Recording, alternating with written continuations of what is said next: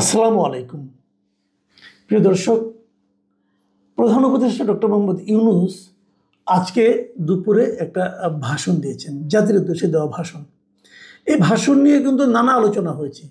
যেমন কালকে শুনেছিলাম আজকে উনি ভাষণ দেবেন, এবং শুনেছিলাম দুপুরে ভাষণ দেবেন। দুপুর কটা সেটা কিন্তু আমরা দুপুর হওয়ার অনেক পরে জানতে পেরেছি। মানে সকাল থেকে আমি জানতে পারছিলাম না উনি ঠিক দুপুর কয়টার সময় ভাষণ দেবেন, এটা এটা বুঝতে পারছিলাম না আমরা। তো আমি কখনো দেখিনি এর আগে যে একটা সরকার প্রধান ভাষণ দেবেন, কিন্তু সেটা কয়টার সময় দেবেন ঠিক টাইমটা জাতিকে জানিয়ে দেওয়া হয় না। কেন জানানো হয়নি জানি না। কেউ কেউ বলছেন যে প্রধান উপদেষ্টার এই ভাষণ শোনার জন্যই নাকি আজকে রাস্তায় লোকজন, যানবাহন একেবারে কম ছিল, সবাই অধীর আগ্রহে অপেক্ষা করছিলেন। এটা ভালো। এটা এটা যদি হয় তাহলে তো বুঝতে হবে যে আওয়ামী লীগ যে কর্মসূচি দিয়েছিল অনলাইনে, এই কর্মসূচির পক্ষে কোনো মিছিল মিটিং কিচ্ছু হয়নি। অনলাইনে কোথা থেকে আমি নিজেও দেখিনি, অনলাইনে সেই আহ্বানটা লোক মুখে শুনেছি। তারা নাকি আজকে এক ধরনের লকডাউন একটা আহ্বান করেছিল। তো আমি প্রথম ভেবেছিলাম বোধহয় তাদের আহ্বানেই রাস্তায় মানে যানবাহন টানবাহন কম, মানুষ কম। কিন্তু পরে দেখলাম যে মনে হয় তা নয়। কি জানি একজন বলল যে এই প্রধান উপদেষ্টার এই ভাষণ শোনার জন্যই নাকি সব মানুষ সারাদিন ঘরে বসেছিল, যে কখন ওনার ভাষণটা হবে সেটা শুনবেন, এই জন্য রাস্তায় বের হয়নি। ওই যে সুনির্দিষ্ট টাইম দিয়ে দিত যে 2টার সময় হবে অথবা 2:30টার সময় হবে, তাহলে হয়তো লোকে ওই সময় থাকতো। কিন্তু যেহেতু টাইমটা দেওয়া হয়নি, অতএব তারা সকাল থেকে অপেক্ষা করছিল যে কখন উনি ভাষণ দেন, আমাদেরকে এটা মিস করা চলবে না। নানা রকম কথা তো আমরা শুনি, কিন্তু আমি আসলে মিলাতে পারি নাই। আমি কিন্তু কালকে রাতেও অনেক গাড়ি, যানবাহন আর রাস্তাঘাট খুব মানে ফাঁকা দেখেছি আর কি। নাকি লোকে কালকে রাত থেকেই চিরামুড়ি নিয়ে টিভির সামনে বসেছিল, আমি বলতে পারবো না। যাই হোক, সবশেষে 2:30টার সময় সেই ভাষণ প্রচারিত হলো, শুনলাম। উনি কি বললেন এটা নিয়ে একটু আলোচনা করতে চাই। এই ভাষণটা হয়েছিল তখন যে জুলাই সনদটা কীভাবে বাস্তবায়ন করা হবে এটা নিয়ে আলোচনা করার জন্য। জুলাই সনদ যখন নাকি বাস্তবায়নের জন্য যখন আলী রিয়াজ সাহেবরা তাদের কমিটি মিলে প্রধান উপদেষ্টার কাছে এটা দিলেন, দেওয়ার পর বিএনপির পক্ষ থেকে সরাসরি বলা হলো যে তাদের সঙ্গে প্রতারণা করা হয়েছে, এবং কী প্রতারণা করা হয়েছে সেটাও বিএনপি উল্লেখ করলেন। আবার আরেকটা বিরোধ দেখা গেল যে এর জন্য একটা গণভোট করা হবে। সেই গণভোটটা কবে করা হবে সেটা নিয়ে একটা বিরোধ ছিল। জামাত এবং তার সঙ্গে 8 দল, তারা মিলে 8 জন মিলে বলছিলেন যে এটা করতে হবে নভেম্বর মাসেই। তারপর এই গণভোটের উপর ভিত্তি করে যে আইনি ভিত্তি তৈরি হবে তার উপর নির্ভর করে নির্বাচন হবে আগামী ফেব্রুয়ারিতে। এই ছিল জামাতের দাবি। বিএনপির দাবি ছিল যে গণভোট যদি হয় সেটা হবে একেবারে নির্বাচনের দিন। এই ছিল দুই দলের বিরোধ। আবার আরেকটা বিরোধ ছিল, খুব বড় বিরোধ ছিল, সেটা হলো যে 2 কক্ষ বিশিষ্ট সংসদ হবে, তার মধ্যে উচ্চ কক্ষে 100 জন থাকবে। এই 100 জন কিভাবে নির্বাচিত হবে? বিএনপি বলছিল যে নিম্ন পরিষদে যে যারা নির্বাচিত হবেন যে 300 জন, ওখানে যে আনুপাতিক হার থাকবে সেই আনুপাতিক হারে উচ্চকক্ষের 100 জন নির্বাচিত হবে। আর জামাত সহ অন্যরা বলছিল এটা হবে সারা দেশে বিভিন্ন পলিটিক্যাল পার্টির যে ভোট প্রাপ্তির হার তার উপর নির্ভর করে সেই আনুপাতিক হারেই এই উচ্চকক্ষ গঠিত হবে। এই ছিল বিরোধটা। এখন এই বিরোধে ডক্টর ইউনূসকে দেখলাম যে উনি প্রথমে এই বিরোধ মেটানোর জন্য পলিটিক্যাল পার্টিগুলোকে বলেন আপনারা 7 দিন সময় দিলাম, 7 দিনের মধ্যে শেষ করেন। পলিটিক্যাল পার্টি বলা বাহুল্য পারে নাই, তারা বসেও নেই একসঙ্গে। তো ডক্টর ইউনূস বলছিল তারপরে তো উনি নিজেই বলে দেবেন, এবং সেইটাই আজকে উনি বলেছেন। উনি যে কথাটা বলেছেন সেটা হলো একটা গণভোট হবে, এবং সেই গণভোট হবে নির্বাচনের দিন, মানে বিএনপি যা চেয়েছিল সেটা নির্বাচনের দিন।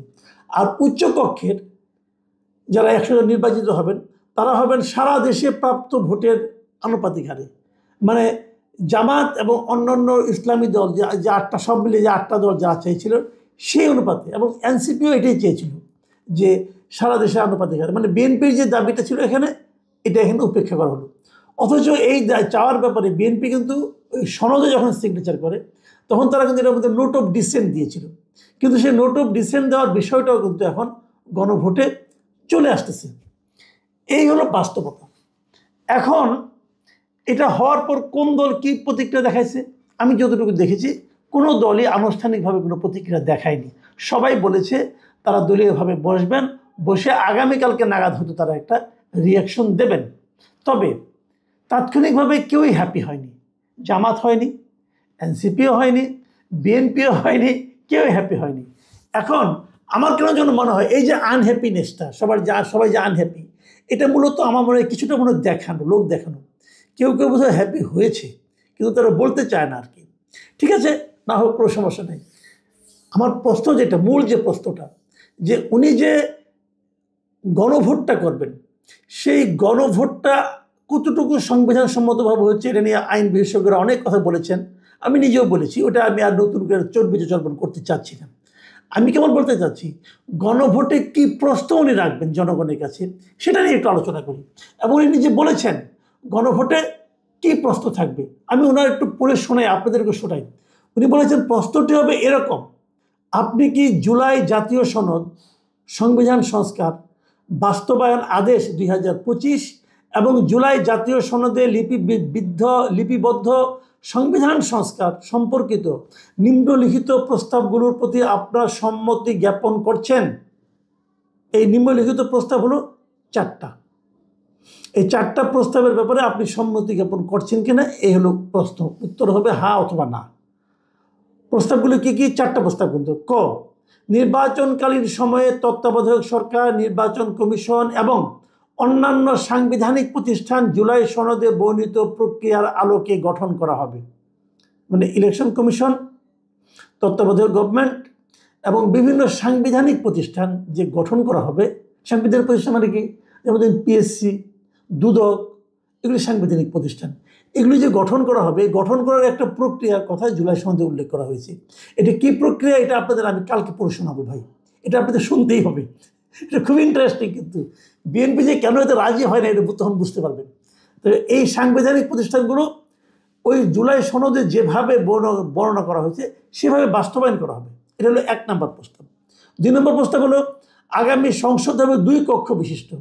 জাতীয় সংসদ নির্বাচনে দলগুলোর প্রাপ্ত ভোটের অনুপাতে 100 জন সদস্য বিশিষ্ট একটি উচ্চ কক্ষ গঠিত হবে এবং সংবিধান সংশোধন করতে হলে উচ্চ কক্ষের সংখ্যাগরিষ্ঠ সদস্যের অনুমোদন দরকার হবে।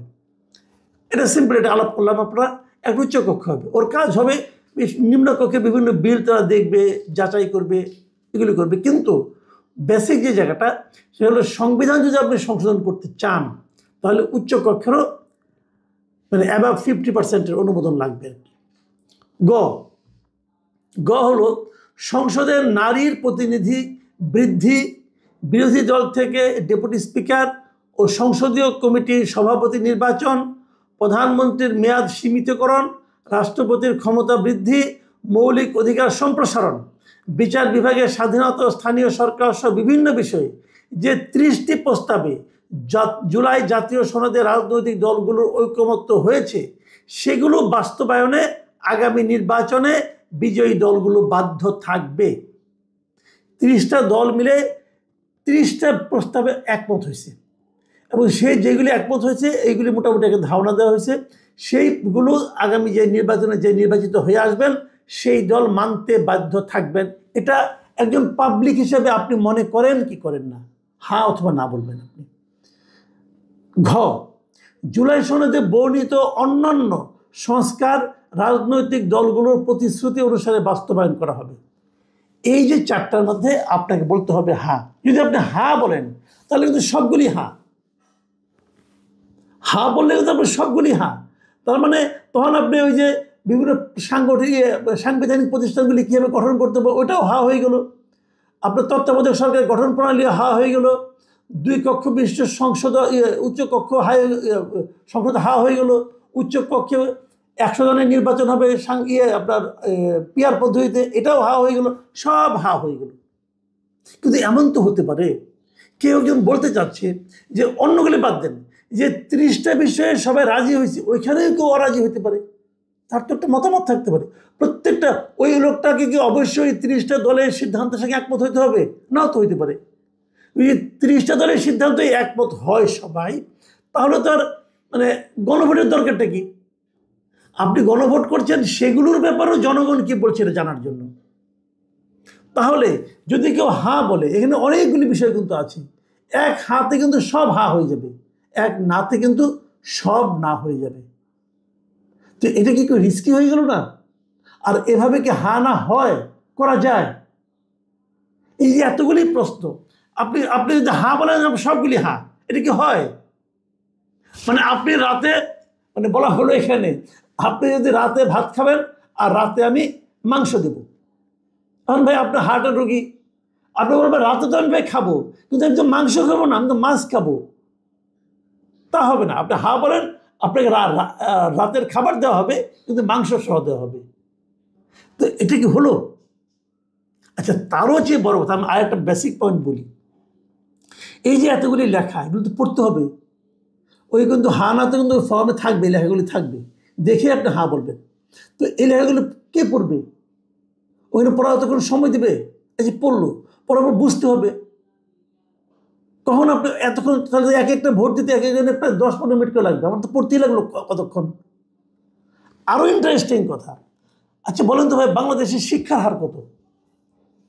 বাংলাদেশের যে বাংলাদেশ পরিসংখ্যান ব্যুরো সরকারি হিসাব, সেই পরিসংখ্যান ব্যুরোর যে সর্বশেষ প্রতিবেদন, সে অনুসারে বাংলাদেশের জনসংখ্যার মধ্যে, জনগোষ্ঠীর মধ্যে শিক্ষার হার হলো 77.9%। অর্থাৎ ধরলাম 78%। তার মানে 22% লোক বাংলাদেশের লোক অশিক্ষিত। অশিক্ষিত মানে সে নাম সিগনেচারই করতে পারে না। এখন নাম সিগনেচার করতে যে পারে না, সে পড়তে পারে? এমন অনেক আছে, নামটা খেলে কোনো মতে সিগনেচার করতে পারে, কিন্তু পড়তে পারে না। কিন্তু 22% লোক এসে পড়তেও পারে না, নামও সিগনেচার করতে পারে না। যে 22% লোককে ভোট দিবে না, তাদের ভোটের কোনো মূল্য নাই, তাদের মতামতের কোনো মূল্য নাই, তারা কি এই জিনিসটা পড়তে পারবে? এই যে আপনি একটা হানা করলেন, তারা কি এটা পড়তে পারবে? ভাই, এটা কোন যুক্তিতে করছেন? এইভাবে গণভোট হয়? মানুষকে কেন বোকা বানাচ্ছেন আপনারা? মানুষকে কেন প্রতারণা করছেন? বিএনপি বলেছিল তাদের সঙ্গে প্রতারণা করা। আজকে বিএনপি বলল যে জুলাই সনদে ডক্টর ইউনূস সিগনেচার করেছেন, উনি তো ওনার সেই সিগনেচার, উনি সেটাই লঙ্ঘন করেছেন। এই আওলা কে বাজাইছে? জাতীয় ঐক্যমত্য কমিশন। ঐক্যমত্য কমিশনের প্রধানকে ডক্টর ইউনূস, এবং মূলত ভার্চুয়ালি কাজটা কে করেছেন? ডক্টর আলী রিয়াজ, আমেরিকান নাগরিক, কিন্তু সে এখানে এসে এটা করছিল। তারপরে আবার আমেরিকা চলে গেছিল, আবার শুনতেছে ফিরতেছে, কারণ আজকে প্রজ্ঞাপন দেখলাম ওনাকে নাকি উপদেষ্টার পদমর্যাদায় ডক্টর ইউনূসের বিশেষ সহকারী বানানো হয়েছে। মানে উনি যে আওলা লাগাইছেন, তার জন্য ওনাকে পুরস্কৃত করা হচ্ছে। তাহলে তো বুঝতে হয় যে ডক্টর ইউনূসে চেয়েছিলেন এরকম একটা আওলা লাগুক। আমি একটা কথা বলি, আমি কিন্তু শুরুতে খুশি হয়েছিলাম একটা কারণে খুশি হয়েছিলাম। কেন? যে বিএনপি এবং জামাত যেরকম মুখোমুখি অবস্থানে আছে, সেখান থেকে একটা মাঝামাঝি অবস্থানে উনি পৌঁছতে পেরেছেন ডক্টর ইউনূস। সেটা হলো, ওনাদেরকে বলেছেন যে এই হানা ভোটটা ইলেকশনের দিন হবে, এটা বিএনপির চাওয়া ছিল, আর জামাতের চাওয়াটাও তারা দিয়েছে যে আপনি পেয়ার পদ্ধতিতে উচ্চকক্ষ হবে। এই দুটো কথা আমি খুশি হয়েছিলাম। কিন্তু এই যে এতগুলি যে ধারণা দিচ্ছেন, মানে গণভোটের, এই গণভোটের যে প্রক্রিয়াটা এবং গণভোটের যে প্রশ্নপত্র, এই প্রশ্নপত্র তো ভয়ঙ্কর অবস্থা হয়ে যাবে দেশের। এটা নাম গণভোট হবে না, এটা তো গণভোটই হবে না। এটা কেন করছেন? আবার তাছাড়া যে গণভোট আমাদের সংবিধানেই নাই, যে জিনিস সংবিধান নাই, সংবিধান পরিবর্তনের জন্য ওই আদেশ হয়, এটা খুবই আনফর্চুনেট, খুব দুঃখজনক। আমি জানি না শেষ পর্যন্ত কী দাঁড়াবে। এবং ডক্টর ইউনূস যেভাবে দেশ চালাচ্ছেন, যেভাবে বিভিন্ন লোকরাই না গুরুত্বপূর্ণ পদে বসাচ্ছেন, আমার মনে হয় না যে ভবিষ্যতে আমরা খুব ভালো কিছু দেখতে পাবো। প্রিয় দর্শক, এটা নিয়ে আমি আরও কথা বলবো আগামী 2-1 দিন, এই জুলাই সনদ এবং এই বাস্তবায়ন পদ্ধতি নিয়ে। ততক্ষণ যে এই জুলাই অভ্যুত্থানে মানবতা বিরোধী অপরাধের অভিযোগে আন্তর্জাতিক অপরাধ ট্রাইব্যুনালে শেখ হাসিনার যে বিচার হচ্ছিল, তার রায় ঘোষণা করা হবে আগামীকাল, মানে 17 তারিখে, 17 নভেম্বর। এবং এ উপলক্ষে, মানে এর তারিখটা ঘোষণা কবে হবে সেটা জানানোর জন্য 11 তারিখে বলা হয়েছিল, গত 11 তারিখে, যে কবে রায় হবে সেই তারিখটা সেদিন ঘোষণা করা হবে। এবং এই তারিখ ঘোষণাকে কেন্দ্র করে আমরা দেখেছি যে ঢাকা শহরে একটা কেমন যেন, আমার কাছে মনে হয়েছে, একটা ভৌতিক ঘোষণার মাধ্যমে একটা লকডাউন পালিত হয়েছে। আমি ভৌতিক ঘোষণা বললাম এই কারণে যে এই ঘোষণাটা আমি দেখিনি, আমি শুনেছি যে অনলাইনে নাকি একটা ঘোষণা এসেছিল যে সেদিন লকডাউন হবে ঢাকা শহরে। এবং আমি ঢাকা শহরে, ঢাকা শহর না সারা দেশে আর কি, আমি ওই দিন ঢাকা শহরে ছিলাম। আমি দেখেছি তার আগের দিনই মানে 10 তারিখ রাত থেকেই ঢাকা শহরের রাজপথে গাড়ি যানবাহন খুবই কমে গিয়েছিল। 11 তারিখে একেবারেই ছিল না। আবার কাকতালীয়ভাবে 11 তারিখে প্রধান উপদেষ্টা নিজেও একটা ভাষণ দিয়েছেন দুপুরবেলা। তো সেটাও একটা কারণ হতে পারে, লোকজন খুবই কম ছিল। এই দিনের সময়ে অনেকে বলা বলি করেছিল যে আজকে কেবল তারিখ ঘোষণা করা হচ্ছে, যেদিন রায়টা দেওয়া হবে সেদিন তাহলে কি হবে। তো যাই হোক, এটা নিয়ে আমি খুব একটা গা করিনি। কিন্তু আজকে বিভিন্ন পত্রিকায় আমি যে নিউজটা দেখলাম, মানে আমি বিডি নিউজ 24 খুবই একটা মানে আমাদের দেশের একটা গুরুত্বপূর্ণ নিউজ মিডিয়া, তারা দেখলাম যে জিনিসটা লিখেছে যে এই রায় ঘোষণার দিন, যে সোমবার দিন রায় ঘোষণার জন্য দিন ধার্য করা হয়েছে, এই দিনটিকে ঘিরে আওয়ামী লীগ অনলাইনে রোববার থেকে 2 দিন কমপ্লিট শাটডাউন কর্মসূচি ঘোষণা করেছে। আমি বিডি নিউজের নিউজটি পড়লাম, তারা এটা দিয়েছে যে 2 দিন মানে রোববার থেকে, মানে আজকে এবং আগামীকাল, আজকে রোববার এবং আগামীকাল সোমবার, আগামীকালকেই রায়টা ঘোষণা করা হবে। এই উপলক্ষে 2 দিনের একটা শাটডাউন তারা ঘোষণা করেছে। এবং গত রাত থেকে মানে শনিবার রাত থেকেই দেশের কয়েকটা স্থানে ককটেল বিস্ফোরণ হয়েছে এবং বাসে আগুন দেওয়ার ঘটনা ঘটেছে। আমি ব্যক্তিগতভাবে মনে করি যে এই ধরনের ঘটনা ঘটানোর মাধ্যমে, যে শাটডাউন, আগুন জ্বালানো, গাড়িতে আগুন দেওয়া, ককটেল ফুটানো, এগুলোর সঙ্গে রায়ের কোনো সম্পর্ক থাকার কথা না। কারণ এগুলো ফুটালে কি রায় দেওয়া বন্ধ হয়ে যাবে? তা তো হবে না, রায় বোধ রায় ঘোষণা হবে। এখন এগুলো কেন হচ্ছে? হয়তো এটা রাজনৈতিক কারণে হচ্ছে, হয়তো এটাকে ইস্যু করে আওয়ামী লীগ বোঝাতে চাচ্ছে যে তাদের প্রতি অন্যায় করা হচ্ছে। হয়তো আওয়ামী লীগ বোঝাতে চাইছে তাদের শক্তি এখনও কমেনি। হয়তো আওয়ামী লীগ বোঝাতে চাচ্ছে যে তারা ইচ্ছা করলে অনেক কিছুই ঘটিয়ে দিতে পারে। আসলে কোনটা এটা আমি বলতে পারবো না, কিন্তু এগুলো আসলে আমার আলোচনার বিষয় না। আমার মূল আলোচনা হলো এই ঘটনাকে কেন্দ্র করে পুলিশের কি রিয়াকশনটা। আজ থেকে 5 দিন আগে চট্টগ্রামে একটা ঘটনা ঘটেছিল। সেখানে চট্টগ্রামে যে ঘটনাটা ঘটেছিল সেটা হলো যে ওখানে টার্গেট কিলিং, বেশ কয়েকটা টার্গেট কিলিং চট্টগ্রামে কিন্তু হয়েছিল। সে টার্গেট কিলিংগুলোর পরে ওখানকার চট্টগ্রামের যে police commissioner mister Hasib Aziz, তিনি এই অস্ত্রধারী সন্ত্রাসীদের গুলি করে হত্যার নির্দেশ দেন। কেবল জানি না, ওই 11 নভেম্বর দুপুরে বেতার বার্তার মাধ্যমে, মানে ওয়্যারলেসের মাধ্যমে উনি এই নির্দেশটা ওনার পুলিশ যারা দায়িত্বপ্রাপ্ত আছে সবার মাধ্যমে উনি সবার কাছে এটা পৌঁছে দিয়ে দেন। সেটা কি, যে যদি কোনো অস্ত্রধারী সন্ত্রাসী তারা দেখে তাহলে যেন তাদেরকে গুলি করা হয় তাৎক্ষণিকভাবে। এই আদেশটা কতটুকু সঠিক কতটুকু বেঠিক এটা নিয়ে বিতর্ক অলরেডি শুরু হয়েছে, তখনই হয়েছিল। পরের দিনে আমরা দেখেছিলাম যে আইন ও সালিশ কেন্দ্র একটা বিবৃতি দিয়ে বলেছিল যে সিএমপি কমিশনারের এই সিদ্ধান্তটা এটা উদ্বেগজনক। তারা এই সিদ্ধান্তকে সমর্থন করেনি। তারা বলেছিল দেশের সংবিধান যে কোনো নাগরিকের জীবনের অধিকার এবং আইনের আশ্রয় পাওয়ার নিশ্চয়তা দেয়। মানে যে কোনো লোককে তার জীবনের অধিকার, তার বেঁচে থাকার অধিকার এবং তার আইনের আশ্রয় নেওয়ার তার অধিকার আছে। কাজে আপনি যদি একজনকে সন্দেহ করে গুলি করে দেন তাহলে তো সে তো আইনের আশ্রয় নিতে পারলো না, অথবা তার তো জীবন বেঁচে থাকার অধিকারটা পালিত হলো না। এবং তাদের আইন ও সালিশ কেন্দ্রের বিবৃতিতে বলা হয় যে সন্দেহভাজন অপরাধীকে আইনি প্রক্রিয়া ছাড়া হত্যা বা গুলি চালানোর নির্দেশ কোনোভাবেই গ্রহণযোগ্য নয়।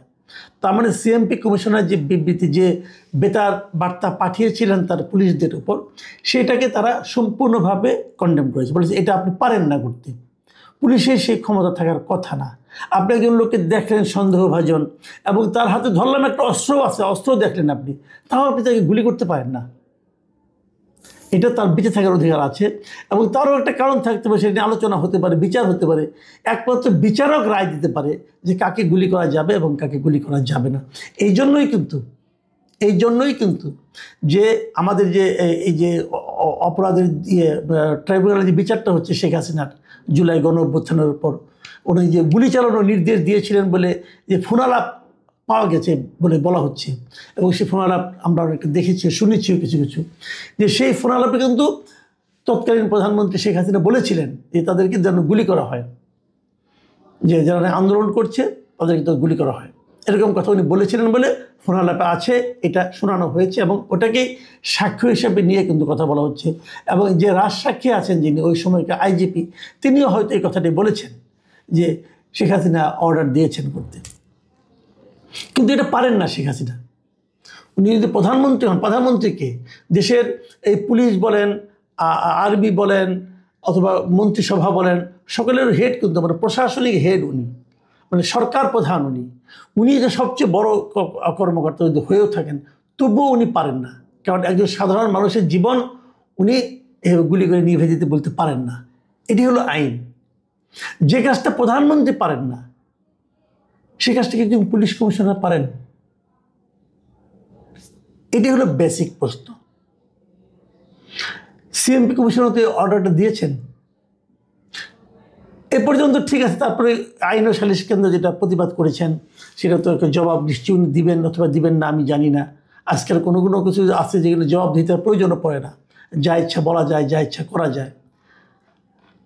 কিন্তু আজকে কি হলো? আজকে মানে আজকে রবিবার, আজকে বিকেলবেলা ঠিক এরকম একটা বেতার বার্তা মানে ওয়ারলেসে এরকম একটা নির্দেশ কিন্তু ঢাকা কমিশনার দিয়েছেন, ডিএমপি কমিশনার দিয়েছেন। যে পুলিশ কর্মকর্তা এটা মানবে যদি কাউকে গুলি করে দেয়, আপনি কিভাবে প্রমাণ করবেন যে আসলেই সে বন্দুক নিয়ে আপনাকে মারতে এসেছিল? হ্যাঁ, যে কোনো মানুষের পৃথিবীতে যে কোনো মানুষের কিন্তু আত্মরক্ষার অধিকার আছে। যদি আপনাকে কেউ মারতে আসে আপনার অবশ্যই যেটা ফেরানোর অধিকার আপনার আছে, এবং যদি ফেরাতে যে তার মৃত্যু হয় সেটা আপনি প্রমাণ করতে হবে আদালতের কাছে যে আমি ওই লোকটাকে এভাবে মারিনি, সে আমাকে মারতে এসেছিল, অতএব তাকে না মারলে হয়তো আমি মারা যেতাম, অতএব আত্মরক্ষার জন্য আমি তাকে মেরেছি। এটা যদি আপনি আদালতে প্রমাণ করতে পারেন তাহলে হবে। আদালতে প্রমাণ করার আগ পর্যন্ত কিন্তু যখন আপনি বলবেন যে আমি এই কারণে মেরেছি, সেটা হবে আপনার আত্মপক্ষ সমর্থন, কিন্তু সেটা কিন্তু রায় না। আপনার আত্মপক্ষ সমর্থন আপনি করবেন, সেটা শুনবে, যদি বিচারকের কাছে গ্রহণযোগ্য হয় তবে বিচারক আপনাকে সিদ্ধান্ত দেবে যে আপনার কি হবে, আপনি কি আসলে তাকে খুন করেছেন নাকি নিজের জীবন রক্ষার জন্য এই কাজটা করেছেন। এটা কিন্তু বিচারকের উপর নির্ভর করে। তো এখন এখানে যেটা হচ্ছে যে পুলিশ যদি নিজের থেকে গুলি করে দেয়, করে দিয়ে বলে যে সে আমাকে মারতে এসেছিল, এবং যদি সেটা প্রমাণ করতে পারে তাহলে সে এই জায়গাতে দায় মুক্তি পাবে, তা না হলে তো হবে না। যদি সে প্রমাণ করতে না পারে তাহলে কিন্তু সেটা হত্যাই হবে।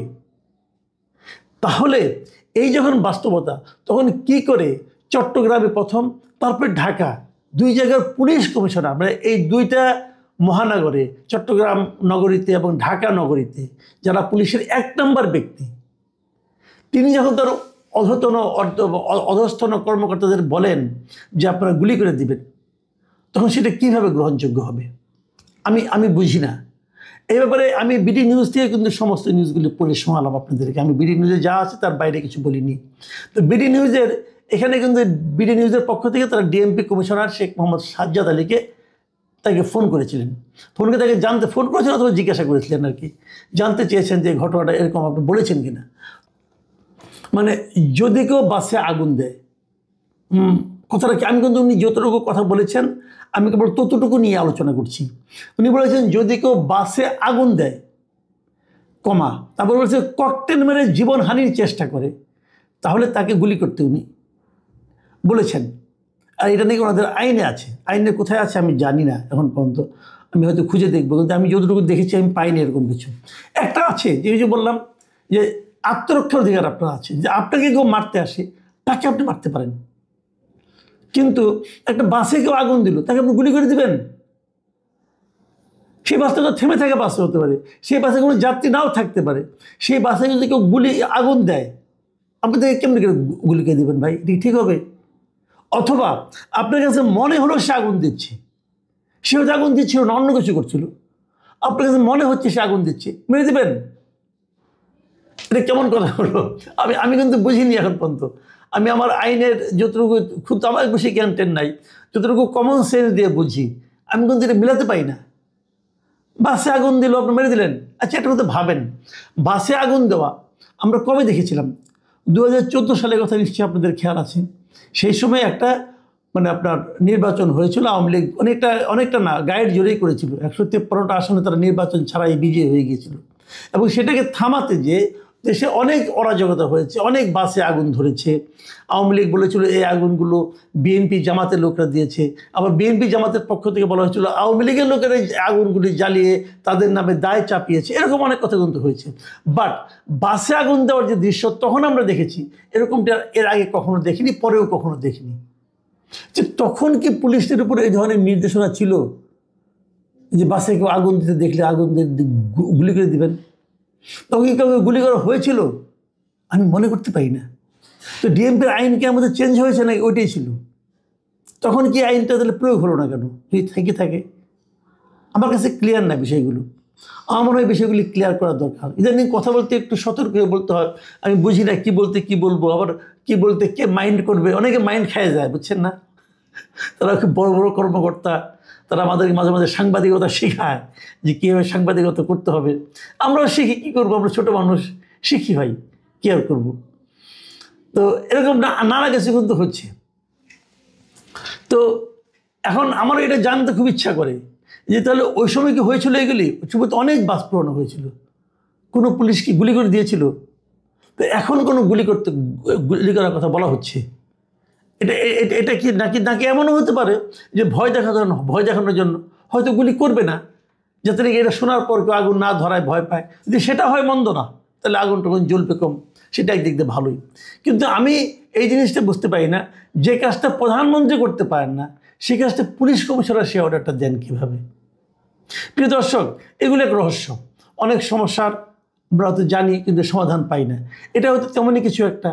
তবে আমার মনে হয় 2-1 দিনের মধ্যে এটা নিয়ে হয়তো কেউ না কেউ আলাপ করবে, তখন আমি জানবো এরা কী বলে, আপনারাও জানবেন। তবে আমার মনে হয় যে আমি বাসে আগুন দেওয়াটাই অবশ্যই অসমর্থনযোগ্য মনে করি। এটা ঠিক না।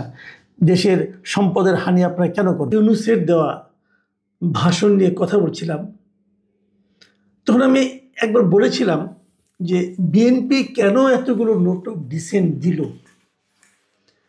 এই জুলাই সনদের সময়, যখন আলোচনা হয় তখন। সেটা নিয়ে আজকে একটু কথা বলবো। আমরা সবাই জুলাই সনদ নিয়ে হইচই করছি, আমরা সবাই বলছি যে জুলাই সনদের বিপক্ষে কে, জুলাই সনদের পক্ষে কে। কিন্তু আপনারা কি কেউ একবার ভেবে দেখেছেন আসলে জুলাই সনদের মধ্যে আছেটা কি? জুলাই সনদটা বাস্তবায়িত হলে দেশে কি আসলে শান্তির সুবাতাস বয়ে যাবে? আসলে কি দেশে গণতন্ত্র ভরে যাবে? এটা কি আসলে বিএনপির জন্য অথবা যে সরকারটা ক্ষমতায় আসবে তাদের জন্য খুব একটা গ্রহণযোগ্য হবে? এবং এই সনদ মানলে কি দেশ চালানো খুব স্মুথলি দেশ চালানো সম্ভব হবে? এই সমস্ত নানা বিতর্ক কিন্তু আছে। কিন্তু না জেনেই একটা প্রচারণা চালানো হচ্ছে যে জুলাই সনদ বিএনপি চায় না, অথবা অমুক দল চায় না, তমুক দল চায়, এইগুলি নানা রকম কথা। যারা এই সনদটা প্রণয়ন করেছেন তারা কি খুবই সৎভাবে গণতন্ত্রের প্রতি অনুগত হয়ে দেশের মানুষকে একটা গণতান্ত্রিক প্রবাহের মধ্যে মানে মানুষকে প্রবাহিত করার জন্য তারা কি কাজটা করেছেন? আসলে একটু আলোচনা করি। তার আগে আমি একটু বলে নেই যে ডক্টর ইউনূস গণভোটের যে আয়োজন করতে যাচ্ছেন, সেই গণভোটে যে 4টা প্রশ্ন থাকবে যার উপর আপনাকে হাঁ বলতে পারে। আপনি যদি হাঁ ভোট দেন তার অর্থ হচ্ছে আপনি 4টা প্রস্তাবকে স্বীকার করলেন। যদি না ভোট দেন তাহলে আপনি বললেন যে আপনি 4টা প্রস্তাবকেই না বললেন। কারো কারো তেমন হতে পারে যে আমি একটা প্রস্তাবের পক্ষে আর 2টা প্রস্তাবের পক্ষে না, অথবা আরেকটা প্রস্তাবের পক্ষে, এমন তো হতেই পারে। কিন্তু তার কিন্তু কোনো অপশন নাই। হ্যাঁ বললে 4টাই হ্যাঁ, না বললে 4টাই না। তো এটা কিন্তু অনেকের জন্য একটা বড় কষ্টের ব্যাপার হবে। আমি হয়তো খুব চাই যে আমি 2টো ব্যাপারকে হ্যাঁ বলতে চাই, আর 2টো ব্যাপার আমার পছন্দ না, আমি কি করব? যদি হ্যাঁ দেই তাহলে যেটা আমার পছন্দ না সেটাকে আমার স্বীকার করতে হবে, আর যদি না দেই তাহলে যেগুলিকে আমার পছন্দ সেগুলিকে অস্বীকার করতে হবে। বিষয়টা কিন্তু জটিল। আবার এই 4টা প্রস্তাবের মধ্যেও কিন্তু অনেকগুলো ছোট ছোট প্রস্তাব আছে। আমি কেবল একটা প্রস্তাব নিয়ে আজকে আলাপ করবো, একদম প্রথম প্রস্তাবটা নিয়ে আলোচনা করব। এবং সেটার ব্যাপারে বিএনপি জুলাই 16-তে কী বলেছিল সেটাও বলবো, এবং কেন বলেছিল সেটা আপনারাই বুঝতে পারবেন। কতে কি বলা হয়েছে? কতে বলা হয়েছে নির্বাচনকালীন সময়ে তত্ত্বাবধায়ক সরকার, নির্বাচন কমিশন এবং অন্যান্য সাংবিধানিক প্রতিষ্ঠান জুলাই সনদে বর্ণিত প্রক্রিয়ার আলোকে গঠন করা হবে। খুব ভালো। নির্বাচনকালীন সময়ে তত্ত্বাবধায়ক সরকার কিভাবে গঠন করা হবে এই ব্যাপারে সবাই একমত হয়েছেন। নির্বাচন কমিশন কিভাবে গঠন করা হবে এ ব্যাপারেও কারো কোনো দ্বিমত নাই। কিন্তু ওই যে অন্যান্য সাংবিধানিক প্রতিষ্ঠান, সেটা জুলাই সনদে কি সবাই একমত হয়েছেন? আচ্ছা, অন্যান্য সাংবিধানিক প্রতিষ্ঠান বলতে কি বোঝায়? আমি দু একটা উদাহরণ দেব। যেমন ন্যায়পাল নিয়োগ। ন্যায়পাল একটা সাংবিধানিক প্রতিষ্ঠান। সরকারি কর্ম কমিশনের নিয়োগ, মানে পিএসসি যেটাকে বলি আমরা, সেই পিএসসির যে নিয়োগটা হয়, পিএসসির চেয়ারম্যান মেম্বার যারা হয়, এটা হলো একটা সাংবিধানিক পদ। সাংবিধানিক পদ মানে তারা শপথ নিয়ে এই পদগুলিতে আসে, এবং শপথ নেওয়ার পর তাদের মেয়াদের আগে যদি তারা নিজেরা পদত্যাগ না করে তাদেরকে আপনি সরাতে পারবেন না। এটা সাংবিধানিক পদ। আরেকটা সাংবিধানিক পদ আছে যে মহা হিসাব পরীক্ষক ও নিয়ন্ত্রক, মানে অডিটর জেনারেল যেটাকে আমরা বলি আর কি, সমস্ত হিসাব নিকাশ থেকে। আরেকটা হলো দুদক, দুর্নীতি দমন কমিশন। এই যে পদগুলো, এগুলো হলো সাংবিধানিক পদ। এই সাংবিধানিক পদ নিয়োগের ক্ষেত্রে ওনারা বলছেন যে জুলাই সনদে বর্ণিত প্রক্রিয়ার আলোকে এটা নিয়োগ করা হবে। ইন্টারেস্টিং হলো এই 4টা নিয়োগের ক্ষেত্রেই বিএনপি কিন্তু নোট অফ ডিসেন্ট দিয়েছে। নোট অফ ডিসেন্ট মানে কি? আপত্তি করেছে। এখন যেগুলিকে বিএনপি আপত্তি করেছে, অন্য দল কয়েকটা দল আবার মানে বিএনপি সহ কয়েকটা দল আপত্তি করেছে, এবং কোনো দল এটাকে সমর্থন করেছে। তো সেইটাকে আপনি জুলাই সনদ যদি আপনি মানেন, তাহলে আপনি কোনটা মানবেন? বিএনপির আপত্তিটা মানবেন, নাকি বিএনপি ছাড়া অন্য যারা অনাপত্তি করছে এটা মানবেন? তো এটাকে আপনি কিভাবে এখানে আনলেন? জনগণ হা বললো, জনগণ কোনটাতে হা বললো? কারণ জুলাই সনদে তো বিএনপির লোকের আপত্তি করছে। আচ্ছা চলেন দেখি, আমরা একটু দেখে নেই যে বিএনপির আপত্তিটা কেন। আসলে আমরা একটু বুঝে নেই যে আসলে ন্যায়পাল নিয়োগে কি বলা হয়েছে, পিএসসির চেয়ারম্যান নিয়োগ, পিএসসির মেম্বার চেয়ারম্যান নিয়োগ করা কীভাবে হয়েছে, এটা আমরা একটু বুঝি। ন্যায়পাল নিয়োগের জন্য নিয়মটা কী হয়েছে? ন্যায়পাল নিয়োগ করা হবে, এই ন্যায়পাল যারা ঠিক করবেন এরকম একটা 7 সদস্যের একটা কমিটি হবে। সেই কমিটিতে কে কে থাকবেন? থাকবেন স্পিকার। আগে বলে নেই, এরা কিন্তু স্পিকার কি হবে, ডেপুটি স্পিকার এগুলো বলা হয়েছে জুলাই সনদে। স্পিকার হবেন সরকারি দলের লোক, তাহলে 7 জনে 1 জনের স্পিকার। আরেকজন এবং সংসদ নেতা, মানে যিনি সংসদের নেতা হবেন, মানে প্রাইম মিনিস্টার আর কি, তো উনিও সরকারি দলের লোক। 2 জন হলো গভর্নমেন্ট দলের লোক। আর রাষ্ট্রপতির একজন প্রতিনিধি থাকবেন। রাষ্ট্রপতি এই পদটাই হলো একটা নিরপেক্ষ পদ হবে, এটা কোনো দলের পদ হবে না। যদি রাষ্ট্রপতি একজন নিরপেক্ষ হন, তাহলে উনি একজন নিরপেক্ষ ব্যক্তিকে নিয়োগ করবেন, তাহলে এটা হলো নিরপেক্ষ ব্যক্তি। প্রধান বিচারপতির একজন প্রতিনিধি হবেন, এখানে আসবেন। তো প্রধান বিচারপতি এটাও একটা দলনিরপেক্ষ পোস্ট। তো ধরা যাক উনিও একজন নিরপেক্ষ ব্যক্তিকে মনোনয়ন দিলেন, তাহলে 2 জন পেলাম সরকারি দলের, 2 জন পেলাম নিরপেক্ষ। তারপরে আসবে ডেপুটি স্পিকার। ডেপুটি স্পিকার কিন্তু এই জুলাই সনদে বলা হয়েছে এটা হবে বিরোধী দলের কেউ একজন। আর হবে বিরোধী দলের প্রধান, মানে বিরোধী দল যেটা হবে তার যে প্রধান ব্যক্তি হবেন, বিরোধী দলের নেতা যিনি, উনি হবেন। আর হবেন কে? দ্বিতীয় বৃহত্তম দলের প্রধান। তাহলে কি হলো এখানে? ডেপুটি স্পিকার, বিরোধী দলের প্রধান এবং দ্বিতীয় বৃহত্তম দলের প্রধান, এই 3টাই কিন্তু বিরোধী দলের। তাহলে কি দেওয়া হলো? ন্যায়পাল নিয়োগে যে 7 জন সদস্য থাকবে, তার মধ্যে 2 জন থাকবে সরকারি দলের, 2 জন থাকবে দল নিরপেক্ষ, আর 3 জন থাকবে বিরোধী দলের। তো বিএনপি তো সরকারে যেতে চাচ্ছে, তারা ভাবছে তারা সরকারে যাবে, তারা ন্যায়পাল নিয়োগে তাদের লোক থাকবে মাত্র 2 জন, আর বিরোধী দলে থাকবে 3 জন। সরকারি দলকে এটা মানবে? আপনি মানবেন? আপনি যে সরকারি দলে যান। আচ্ছা ঠিক আছে, আরেকটা আসি। সরকারি কর্ম কমিশন মানে পিএসসি। পিএসসির যে 3টা পিএসসি হবে, পিএসসির যে নিয়োগ করা হবে, যাদেরকে নিয়োগ করা হবে, সেই নিয়োগের একটা 7 জনের কমিটি থাকবে। সেই 7 জনের কমিটিতে কে কে থাকবেন? থাকবেন স্পিকার, উনি হলো সরকারি দলের। আর থাকবেন চিফ হুইপ, উনিও সরকারি দলের। ডেপুটি স্পিকার, উনি বিরোধী দলের। তারপরে বিরোধী দলের চিফ হুইপ, তাহলে হলো 2 জন বিরোধী দলের। দ্বিতীয় বৃহত্তম দলের একজন প্রতিনিধি, তাহলে 3 জন হলো। আর হলো গিয়ে শিক্ষা স্বাস্থ্য মন্ত্রণালয় সম্পর্কিত স্থায়ী কমিটির সদস্য এবং তাকে হতে হবে বিরোধী দলের, আর হলো জনপ্রশাসন মন্ত্রণালয় সংক্রান্ত স্থায়ী কমিটির সদস্য, তিনি হবেন বিরোধী দলের। তার মানে এই সরকারি তিনটা কর্ম কমিশনের সদস্যদের নিয়োগের জন্য যে কমিটি হবে, সেই কমিটিতে 2 জন থাকবে সরকারি দলের আর 5 জন থাকবে বিরোধী দলের। তো সরকারি দল এটা মানবে? ধরেন বিএনপি ক্ষমতায় গেল, বিএনপি বললো যে আপনার যে পিএসসিটা নিয়োগ করবেন, এখানে আপনার থাকবে 2 জন লোক আর 5 জন থাকবে বিরোধী দলের। আর 5 জন বিরোধী দলের সঙ্গে তারা পারবে? তাহলে যে নিয়োগটা হবে এই নিয়োগটা তারা পছন্দ করবে? কোনো গভর্নমেন্ট পছন্দ করবে? বিএনপি যেন নোট অফ ডিসেন্ট দিয়েছে। আচ্ছা, মহা হিসাব পরীক্ষক, ওখানেও একই জিনিস। ওখানেও দেখা গেছে যেগুলো হবে তার মধ্যে 7 জনের কমিটি হবে, 7 জনের কমিটির মধ্যে 2 জন সরকারি দলের আর 5 জন হবে বিরোধী দল থেকে আসবে বিভিন্ন পোস্ট থেকে।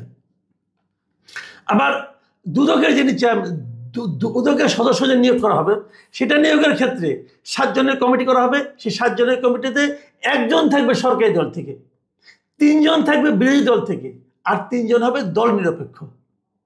তাহলে সরকারি দলের কোনো ভূমিকা থাকবে এখানে? থাকবে না। আপনি হয়তো বলবেন যে ভালোই তো, তাহলে সরকারি দল কোনো দুর্নীতি করতে পারবে না, বিরোধীরা হ্যান্ডেল করবে। এটা যদি এমন হয় যে বিরোধী দলের সবগুলো গুরুত্বপূর্ণ জায়গা থাকে, অনেকটা এরকম হলো না যে আপনি দৌড় প্রতিযোগিতায় অংশ নেন, যদি আপনি ফার্স্ট হন তাহলে পাবেন রৌপ্য পদক, যদি সেকেন্ড হন তাহলে পাবেন স্বর্ণ পদক। বিষয়টা কি এরকম হয়ে গেল না? হ্যাঁ, সবগুলি নিয়ন্ত্রণ থাকবে বিরোধী দলের হাতে। সরকারি দলের, তাহলে সরকারি দলের যে লাভটা কি হলো? দেশ চালাবে কেনা? সরকার তো চালাবে। দেশ চালাতে যদি কোনো ঝামেলা হয়, বদনাম হয়, তাহলে তো সরকারি দলের বদনাম হবে, কিন্তু নিয়োগ করতে করবে বিরোধী দলের লোকেরা এসে। তো এই যে সাংবিধানিক পদ, আমি একটা ছোট্ট উদাহরণ দিলাম মাত্র, এই যে সাংবিধানিক পদগুলি যে নিয়োগটা, এই প্রত্যেকটা এই নিয়োগের ক্ষেত্রে বিএনপি নোট অফ ডিসেন্ট দিয়েছে। এখন যদি এগুলো নোট অফ ডিসেন্ট বিএনপি দিয়ে থাকে, তাহলে ডক্টর ইউনূস বলতেছেন যে আপনারা যে গণভোট দিবেন, আপনারা বলবে, ওখানে বলা হয়েছে যে সাংবিধানিক পদগুলিতে জুলাই সনদের বর্ণিত প্রক্রিয়ার আলোকে গঠন করা হবে। তাহলে জুলাই সনদের বর্ণিত প্রক্রিয়াটা কি? প্রক্রিয়া তো ঠিক হয় নাই। এই যে সমস্ত জায়গায় নোট অফ ডিসেন্ট আছে, সেগুলো তো তার মানে কি ঠিক হয় নাই। তাহলে আপনি কীভাবে সাংবিধানিক পদগুলিতে নিয়োগ করবেন? তো ঝামেলা কিন্তু ভাই এরকম আছে অনেক। মানে আমার কাছে মনে হয়েছে ভাই, এই পুরাটাই হলো একটা গোজামিলের ব্যাপার, এবং এই গোজামিলটা ইচ্ছাকৃতভাবে তৈরি করা হয়েছে। ইচ্ছাকৃতভাবে করা হয়েছে এই কারণে যে আগামীতে যারা ক্ষমতায় আসবে, যারাই আসুক ক্ষমতায়, তারা যাতে দেশ চালাইতে অক্ষম হন, তারা দেশ চালাইতে পারবেন না। তো সমস্ত আপনি ক্ষমতা স্বর্ণপদক দিয়ে দিচ্ছেন বিরোধী দলের হাতে, তো সরকারি দল কী করবে? বসে বসে আঙুল চুষবে? কথাটা কিন্তু সিম্পল। আপনি ভাবেন, আপনি ইলেকশন করতেছেন, বলা হলো যদি আপনি হারেন তাহলে সমস্ত গুরুত্বপূর্ণ নিয়োগগুলো আপনি করবেন, আর যদি আপনি জিতেন তাহলে আপনি চুপচাপ বসে বসে দেখবেন। তাহলে আপনি কোনটা করবেন ভাই? হারবেন না জিতবেন? পৃথিবীতে কোথাও এরকম আছে? আলী রিয়াজ সাহেব আবিষ্কার করছেন। এটা কেন আবিষ্কার করছেন? যে এমন একটা পদ্ধতি ওনারা তৈরি করতেছেন, দেখেন সব মিলে কিন্তু জুলাই সনদ, এর মধ্যে ভালো মন্দ অনেক অনেক ভালো ভালো জিনিস আছে, এখানে আমরা স্বীকার করবো না, অনেক কিছু আছে এটা ভালো। রাষ্ট্রপতির সঙ্গে প্রাইম মিনিস্টারের যে ক্ষমতার যে ভারসাম্যটা ভালো, এরকম অনেক কিছু ভালো আছে। কীভাবে তত্ত্বাবধায়ক সরকার নিয়োগ করতে হবে এটা ভালো, কীভাবে প্রধান বিচারপতি নিয়োগ করতে হবে, এগুলো অনেক ভালো জিনিস আছে। এই ভালোর মধ্যে এইগুলি এমনভাবে ঢুকিয়ে দেওয়া হচ্ছে যাতে নাকি আগামী সরকার ঠিকমতো চলতেই না পারে। তো সরকার না চললে কি হবে? মানুষ বলবে এই যে দেখো রাজনৈতিক সরকার পারে না, তাহলে আমাদের অরাজনৈতিক সরকারই ভালো ছিল।